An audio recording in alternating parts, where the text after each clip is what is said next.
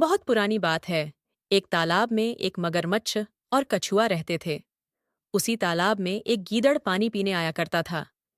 मगरमच्छ ने तालाब की सारी मछलियां खाकर खत्म कर दी।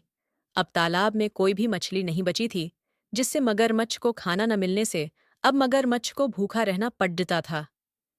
एक दिन मगरमच्छ को बहुत तेज भूख लगी थी। वह सोचने लगा, मैंने तो तालाब की सारी मछलियां खाकर खत्म कर दी। अब मेरे पास खाने के लिए कुछ नहीं है। अब क्या खाऊं? एक गीदड़ रोज यहाँ यहाँ आता था। आज वह भी पानी पीने नहीं आया। कुछ देर बाद कछुआ मगरमच्छ के पास आकर पूछता है, भाई मगरमच्छ, आज तुम बहुत उदास लग रहे हो। क्या बात है?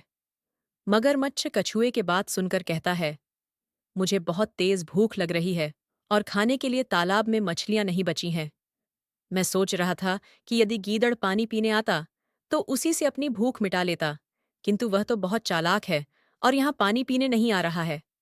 मगरमच्छ की बात सुनकर कछुआ कहता है, भाई मगरमच्छ, इस तालाब की सारी मछलियां तो तुमने पहले ही खत्म कर दी हैं और गीदड़ भी तुम्हारे डर से यहाँ नहीं आता।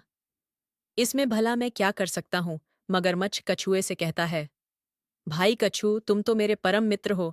क्या ऐसी मुश्किल घड़ी में अपने मित्र का साथ नहीं दोगे?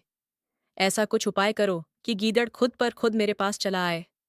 कछुआ बोला, मित्र, तुम्हें तकलीफ में देखकर मुझे अच्छा नहीं लग रहा है। मैं कुछ उपाय करता हूँ। तुम एक काम करना, मैं किसी तरह गीदड़ को यहाँ लेकर आता हूँ और तुम सांस रोके हुए ऐसे पड़े रहना जैसे कि मर गए हों। मगरमच्छ कछुए की बात समझ गया और तालाब में सांस रोके हुए पड़ा था, जैसे मार गया हो। कुछ ही देर में गीदड़ वहां से गुजरता है। गीदड़ को देखकर कछुआ जोर जोर से रोने लगता है। कछुए के रोने की आवाज सुनकर गीदड़ कछुआ के पास आकर पूछता है, भाई कछुआ, क्या हुआ? तुम इतना क्यों रो रहे हो? कछुआ बोला, मेरा मित्र मगरमच्छ अब इस दुनिया में नहीं रहा। मैं उसी की याद में रो रहा हूं। गीदड़ मन ही मन सोचता है कि अच्छा हुआ ये मगरमच्छ मर गया। अब मैं निश्चिंत होकर पानी पी सकता हूं। अब मुझे कोई डर नहीं है। तभी कछुआ गीदड़ से कहता है, चलो भाई गीदड़, इस मगरमच्छ के ऊपर कुछ घास पत्तियां डालकर इसका अंतिम संस्कार कर देते हैं। गीदड़ मगरमच्छ के पास जा ही रहा था, तभी उसे प्रतीत होता है कि मगरमच्छ अभी मरा नहीं है और कछुआ उसे बेवकूफ बना रहा है। कुछ सोचकर गीदड़ कछुआ से बोला, भाई कछुआ, मैंने सुना है कि मगरमच्छ की पूंछ मरने के बाद भी हिलती रहती है, लेकिन इसकी पूंछ तो नहीं हिल रही है। ये मगरमच्छ अभी मरा नहीं है।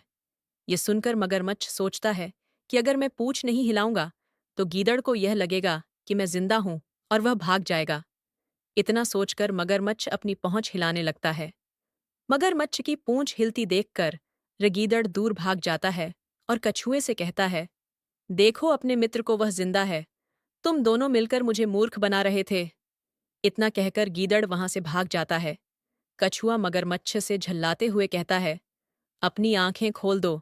गीदड़ तो भाग गया है। तुम बिल्कुल मूर्ख हो जो गीदड़ की चाल में आ गए। मूर्ख हमेशा मूर्ख ही रहता है।